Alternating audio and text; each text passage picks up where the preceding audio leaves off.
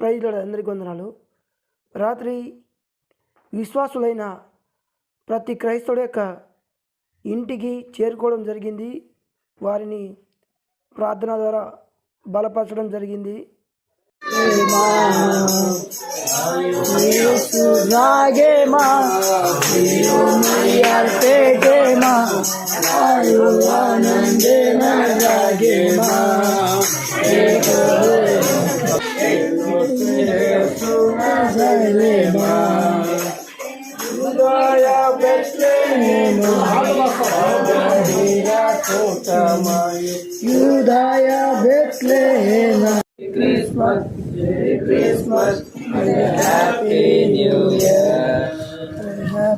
ఈ క్రిస్మస్ దినాల్లో ప్రతి క్రైస్తవుడు యేసుక్రీస్తు యొక్క రాజ్యంలో చేరాలని, ప్రతి ఒక్కడు దేవుని యొక్క కృపలో వర్ధిల్లాలని ప్రతి ఒక్కరిని ప్రేమపూర్వకంగా మనవి చేస్తున్నాను.